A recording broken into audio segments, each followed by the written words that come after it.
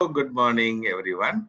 Today we are going to see an interesting video on Mula Nakshatra. Mula is this video will be recorded in two languages, English and Tamil. For Tamil audience, the video will be recorded in the end. I will also give you the timing and in which your video will start. And other audience, you can watch English start if you understand English. Okay. So Mula Nakshatra, each nakshatra is having four padas. After we remember our name, we are we also will remember the nakshatra of what we are. We are getting birth.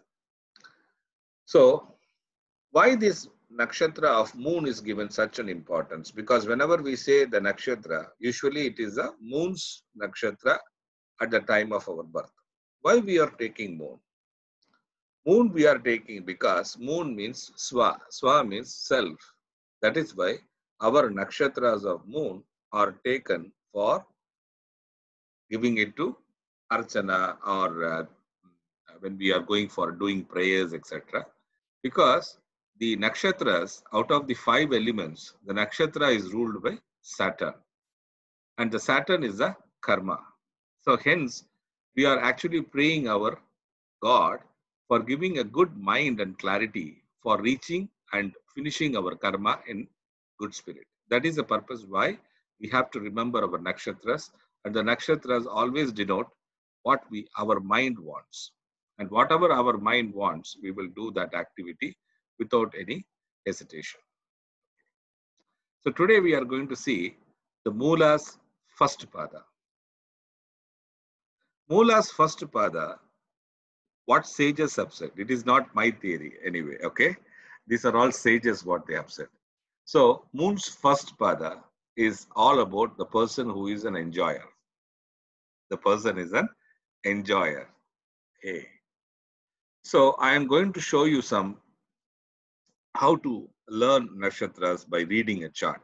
I have got a chart. I will share the screen. One second.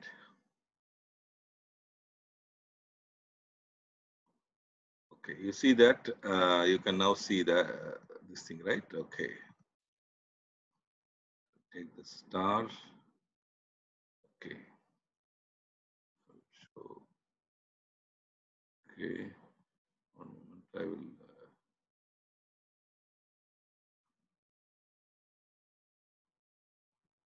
One moment. I want to show for North Indian people also. Okay. Then I will come to spotlight. You can see the moon is in Mula Nakshatra in first pada, and the moon is in Sagittarius in third house. And this is where the Aruda Lagna is also for this person. Correct? Yes. Now, immediately after seeing this particular chart, the person should be an enjoyer. Okay. But whether that enjoyment will lead to satisfaction or dissatisfaction, we don't know. So the person is an enjoyer. Fine. Very good. Let him enjoy. But will he be allowed to enjoy by God or not is the question. Mula Nakshatra, first pada is generally a person who should be enjoying. Okay. But that is what sages have said. So you cannot take the sages for granted. And you also have to see how to say and find out from the chart if he enjoys, for example, he's taking the Mula's path and is trying to enjoy, then what will happen? So here you can see there is an Aruda of A11 and A5 also. So the person should have good name, good income, good recognition and all of that. Very good. All are fantastic. But there is a big problem in this chart.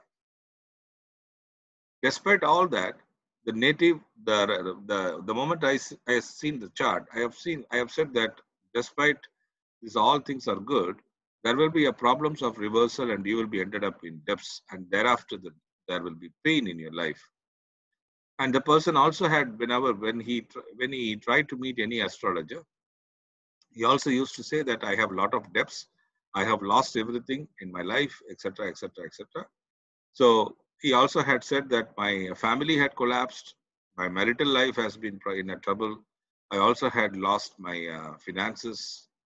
I lost everything basically. So why it has happened? So it is a very simple mechanism, you can see the moon, which is the 8th lord, which is sitting in the Aruda Lagna. So it is giving a warning for him. Don't take it for granted, this moon. And your Mula Nakshatra first pada will make you to enjoy and thereafter make you to fall. So the person had everything at one point of time. Probably he must have enjoyed. And thereafter a sudden blow had come wherein he lost everything. So this is how the person's chart has to be read.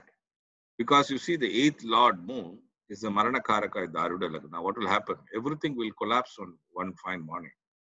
Then thereafter there will be a name which is associated with a lot of pain, struggles in life, and also depths which is carried on in his image. So which is not at all good. And it's showing a Mula Nakshatra first pada. It is also showing some kind of a problem from this chart from the beginning. But whereas if you read the pada, it shows that he's an enjoyer. Well, but if he enjoys, whether he will be trying to get that enjoyment in good spirit, that is what we have to understand as an astrologer. You enjoy it, fine. But outcome is continuously is going to be enjoyment, or there is going to be pain also. In this case, it is also having a pain. And this pain is very severe because the moon's placement is such. So that is why I have posted this for everybody's understanding. And also one should understand what is the importance of chart reading. So this particular person, that is, you can see the moon's nakshatra, as I told you, it is a swa.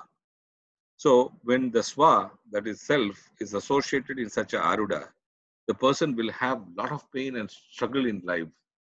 And he must be wondering where to get help from anyone and what kind of help he should get. So who is capable to give me remedies? So you can see the complexity here. So I am jumping to Tamil audience now.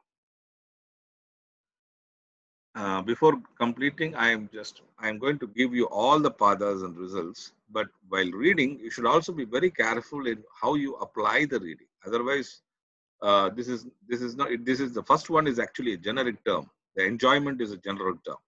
But whether the enjoyment will continue in life or it is going to collapse is what one has to see and find out from the chart, the challenge.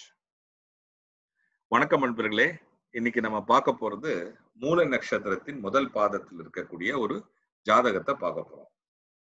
அப்போ மூல நட்சத்திரத்தின் முதல் பாதம் அப்படின்னாலே ஒரு நட்சத்திரத்துக்கு 4 பாதங்கள் இருக்கிறது. ஒரு நட்சத்திரத்துக்கு 4 பாதங்கள், 4 கால்கள்னு வச்சுக்கோங்களேன், 4 பாதங்கள். அப்போ அந்த 4 பாதங்கள் இருக்கக்கூடிய அந்த நட்சத்திரத்துக்கு ஒவ்வொரு பாதத்துல பிறக்கக்கூடிய ஒரு மனிதர்களுக்கும் ஒரு பலனை வந்து சொல்லி வச்சிருக்காங்க. யாரு?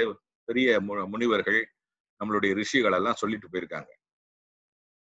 அதை எப்படி அதை புரிந்து கொள்வது, எப்படி அதை பயன்படுத்துவது நிறைய பேருக்கு தெரியாது. அப்ப அதற்கான இந்த வீடியோ தான் இது. அப்ப இந்த மூல நட்சத்திரத்துல முதல் பாதத்துல பிறந்திருக்கக்கூடியவருடைய ஜாதகம் இது. அதற்கு முன்பாக நம்ம பார்க்க வேண்டியது என்ன அப்படின்னு கேட்டீங்கன்னா, இந்த மூல ஒவ்வொரு நம்ம எதற்காக நம்ம நட்சத்திரம்னு சொல்லி நம்ம கோயிலுக்கு போனாலும் எங்க போனாலும் நம்ம அர்ச்சனைன்னு ஒண்ணு வச்சிருக்கோம். அப்ப அந்த அர்ச்சனைக்கும் போது நம்மளுடைய நட்சத்திரத்தை தான் நம்ம வந்து நான் வச்சுட்டு கொடுப்போம். எதற்காக அந்த நட்சத்திரத்தை தெரிந்து கொள்ள வேண்டும் அப்படின்னா, மூன் அப்படின்னாலே நீங்கள்னு அர்த்தம். ஸ்வா அப்படின்னு சொல்லியிருக்காங்க. சிம்பிளா ஸ்வான்ட்டாங்க. ஸ்வான்னா நீங்கள் அப்படின்னு அர்த்தம். அப்போ நீங்கள் அப்படின்னா என்ன அப்படின்னா நான். அப்ப நான் பிறந்திருக்கும் அந்த நட்சத்திரமும் என்னை சுற்றி இருக்கும் அப்படிங்கிறது தான் அதனுடைய அடிப்படை. அப்ப நட்சத்திரம் எதனால் உருவாக்கப்பட்டது அப்படின்னு கேட்டீங்கன்னா வாயு. எப்பவுமே வாயுவால் உருவாக்கப்பட்டது அப்படின்னா யார் அதற்கான அதிபதி அப்படின்னு கேட்டீங்கன்னா சனி பகவான். அப்போ கர்மத்திற்கெல்லாம் தலையாக இருக்கக்கூடிய அந்த சனி பகவான் வந்து அந்த நட்சத்திரத்தினுடைய ஒரு லார்ட், அதை செய்தவர் அவரே அப்படிங்கறதுனால அவருடைய பிரச்சனைகள் வரக்கூடாது, லைஃப்ல வரக்கூடாது என்பதற்காகத்தான் நம்ம வந்து மூன், அதாவது மூன் அப்படிங்கிறது நம்மளுடைய செயலும் சிந்தனையும். அப்ப நம்மளுடைய செயலும் சிந்தனையும் நன்றாக இருந்தால் மட்டுமே நம்மளுடைய கர்மாவை நல்லபடியாக நம்ம கம்ப்ளீட் பண்ண முடியும். அதற்கு ஏதாவது பிரச்சனை வருமானால் அந்த பிரச்சனை மூலியமாக நமக்கு அதன் மூலியமாக மன கஷ்டமும் துக்கமும் வந்து நம்மளுடைய கர்மாவை கரெக்டா செய்ய முடியாமல் வந்து, அதற்காகத்தான் நம்ம அர்ச்சனை செய்வதற்கான பலன் கூட. அப்ப இந்த மூல நட்சத்திரத்துல 1ஆம் பாதத்துல பிறந்திருக்கக்கூடிய அந்த மனிதருக்கு வாழ்க்கை என்ன சொல்லி வச்சிருக்காங்க ரிஷிமுனிகள்? என்ஜாய் பண்றவர் அப்படின்னு சொல்லிட்டாங்க. அப்போ என்ஜாய் பண்றவர் அப்படின்னு சொல்லிட்டாங்க. அப்ப வாழ்க்கையை ரசித்து ஓட்டக்கூடியவர் அப்படின்னு சொல்லிட்டாங்க. வாழ்க்கையை ரசிப்பவர். சரி, வாழ்க்கையை சந்தோஷமாகவும் ரசித்து செயல்படக்கூடியவராகவும் அவர் மூல நட்சத்திரத்தில் முதல் பாதத்தில் இருப்பார்னு சொல்லிட்டாங்க. சரி, ஆனா அவர் அந்த அந்த அந்த ரசனையுடன் தான் கடைசி வரைக்கும் வாழ்வாரா அப்படின்னு கேட்டீங்கன்னா அது கிடையாது. ஏன் அப்படின்னு கேட்டீங்கன்னா, ஜோதிடத்துல ஆரூட லக்னம் அப்படின்னா நம்மளுடைய பிராண்ட் இமேஜ். நீங்க எப்படி உங்களுடைய பிராண்டை வச்சிருக்கீங்க அப்படிங்கறத பார்க்கத்தான் சொசைட்டியில் இருக்கக்கூடிய பிராண்ட். அப்ப சொசைட்டியில் இருக்கக்கூடிய அந்த பிராண்டு உங்களுடைய ஆரூட லக்னமும் அதே இந்த சந்திரனுடைய ராசியில் அமர்ந்திருக்கு. இந்த ஜாதகத்தை பார்த்தீங்கன்னா தெரியும். துலா லக்னத்துல பிறந்திருக்கிறதுனால துலா லக்னத்தினுடைய அதிபதி சுக்கிரன். அப்ப சுக்கிரன் 2வது இடத்துல இருக்கிறதுனால 2க்கு 2வது இடத்துல தான் ஆரூட லக்னம் அமையும். ஆரூட லக்னம் வரும் பொழுது சந்திரன் அங்க வந்துட்டாரு. சந்திரன் ஆரூட லக்னத்துக்கு வந்தா பொதுவே நல்லது. ஆனா அவர் இவரோட விஷயத்துல எப்படி விளையாடி இருப்பார் அப்படின்னு பாத்தீங்கன்னா, நிறைய வந்து சந்தோஷத்தை கொடுத்து காலை வாங்கியிருப்பார். எப்படி அப்படின்னு கேட்டீங்கன்னா, 8ஆம் பாவாதிபதியும் அவரே. இந்த சந்திரன் தான் ஆரூட லக்னத்திலிருந்து 8ஆம் பாவாதிபதி. அந்த 8ஆம் பாவாதிபதி வந்து லக்னத்திலே உட்கார்ந்திருப்பது ஆரூட லக்னத்திலே உட்கார்ந்திருப்பது அவருடைய பிராண்டை வந்து முற்றிலுமாக கம்ப்ளீட்டா சாகடிப்பது என்பது. ஏன் அப்படின்னா அவர் வந்து அங்க 8ஆம் பாவம் அப்படிங்கிறது சந்திரனுக்கு அஷ்டமம் அப்படின்னா என்ன? மரணத்திற்கு ஒப்பான பலன்.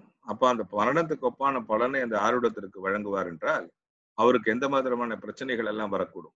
அப்ப அதில் முன்பே வந்து அறிந்து இதை நல்லபடியாக நல்ல ஜோதிடர்கிட்ட இந்த ஜாதகத்தை காட்டியிருக்க வேண்டும். ஆனா அப்படி போயிருப்பாங்களா அப்படின்னு கேட்டா இன்னைக்கு தேதியில அப்படி யாருமே போறது இல்லையே. நம்ம தான் வந்து யாரோட எல்லாம் எங்க சொல்றாங்க அப்படின்னு பார்த்துட்டு தான் இருப்போம் அப்படின்னு தவிர நம்மளுடைய ஜாதகத்தை கொண்டு நல்ல ஒரு ஜோதிடர்கிட்ட கொடுத்து வாழ்நாள் பலன்களையும் அவருடைய அசோசியேட் பண்ணிக்கிறதுங்கிறது கிடையவே கிடையாது. அது பண்ணாதனாலதான் நம்மளுடைய வாழ்க்கையில இவ்வளவு பெரிய பிரச்சனைகளும் தடுமாற்றங்களும் வரும்போது என்ன செய்யறதுன்னு தெரியாம தவிக்கிறோம். இப்ப இவருடைய ஜாதகத்துல பாத்தீங்கன்னா சந்திரன் வந்து ஆரூட லக்னத்திலே அமர்ந்திருப்பது ஒரு மிகப்பெரிய யோகம். ஆக்சுவலா இவருக்கு அது ரிவர்ஸ். அப்ப அந்த சந்தோஷத்தையும் வாழ்க்கையில் இருக்கக்கூடிய மூல நட்சத்திரத்தின் மூலியமாக இருக்கக்கூடிய அந்த பிளஷர்ஸ் சொல்லக்கூடிய அதை எல்லாம் கொடுத்து விட்டு அதுக்கப்புறம் சரி எல்லாம் என்ஜாய் பண்ணிட்டியா, சரி என்ஜாய் பண்ணினதுக்கு அப்புறம் நான் வரேங்கிற மாதிரி வந்த ஜாதகம்.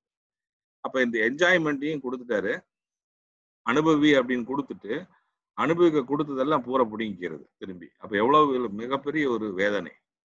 அப்ப அந்த வேதனையில இவர் எங்களை வந்து ரீச் பண்ணும்போது இவர் என்ன குறிப்பிட்டிருந்தாரு அப்படின்னா, என்னுடைய வாழ்க்கையில் எல்லாமே நான் இழந்து விட்டேன், மிகப்பெரிய கடனாளியாக நான் இருக்கிறேன், என்னுடைய குடும்பம் தகர்ந்து விட்டது, இப்படி பலவிதமான பிரச்சனைகளை வந்து அவர் குறிப்பிட்டு எழுதியிருந்தாரு.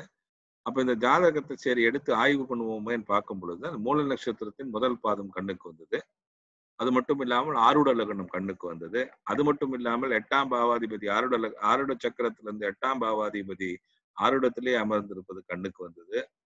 அப்ப இதை வந்து எப்படி சரி செய்வது அப்படிங்கிறது தானே மிகப்பெரிய. இப்போ பங்க்சர்னு தெரிஞ்சு போச்சு. வண்டி பங்க்சர் அப்படின்னா நீங்களே உங்களுக்கே பங்க்சர் ஓட்ட தெரியுமான்னு கேட்டா 99 பேருக்கு ஓட்ட தெரியாது. ஆனா யார்கிட்ட கொடுத்து வேணாலும் ஓட்டிக்கலாமா அப்படின்னா நிறைய பேர் ஓட்டி கொடுப்பாங்க. ஆனா ப்ரொஃபஷனலா ஓட்டணும்னா டயர் கம்பெனிக்கு தானே போகணும். ஆனா இன்னைக்கு இருக்கிற ஜோதிடத்துல இருக்கிறவங்க எல்லாம் என்ன பண்றாங்க அப்படின்னா, சரி எங்கேயோ ஒருத்தவங்க ஒட்டி கொடுக்குறான் அப்படின்னா அது மறுபடியும் ஒரு கிலோமீட்டர் போனா காத்து பிடிக்கும். அப்ப எப்பவுமே போகும்பொழுது ப்ரொஃபஷனலா போய் டயர் ஓட்டி அந்த பங்க்சருக்கான காரணம் என்ன, அதை எப்படி நம்ம அதுல இருந்து நம்ம வெளியில வருவது, அந்த டயரை வந்து எப்படி நம்ம நல்ல கண்டிஷன்ல ஓட்டுவது, அவர்கிட்ட இருந்து கொஞ்சம் அட்வைஸை கேட்டுக்கிறது அதெல்லாம் கிடையவே கிடையாது. போய் ஏதாவது இடத்துல என்னத்தையாவது பண்ணிட்டு வந்துட வேண்டியது. இதே மாதிரிதான் இன்னைக்கு உள்ள ஜோதிடத்தின் பலனை வாங்குபவர்களும் அதே மாதிரிதான் இருக்காங்க. 2 பேருமே அப்படிதான் இருக்காங்க ஆக்சுவலா. அப்ப நம்மளுடைய லைஃப் அப்படிங்கிறது நம்மளுடைய லைஃபுக்கு வந்து எவ்வளவு இம்பார்ட்டன்ஸ் கொடுக்கணும், அதுல வந்து ஜோதிடம் எவ்வளவு பெரிய ரோல் வகிக்கிறதுன்னே தெரியாம நிறைய பேர் உட்கார்ந்துருக்கிறாங்க. அப்ப அதை நாம் வைத்துக் கொள்ள வேண்டும் என்பதற்காக இந்த வீடியோ போட்டேன். 2வது இந்த இவங்களுக்கு வந்து இந்த ஜாதகருக்கு இன்னொன்னு வந்து பாத்தீங்கன்னா சனி பகவான் வந்து அந்த கேன்சர்லயே இருப்பாரு பாருங்க. அது ஒரு மிகப்பெரிய காரணம். ஸோ இதைத்தான் நான் வந்து குறிப்பிட்டிருக்கிறேன். சரியா? நன்றி, வணக்கம்.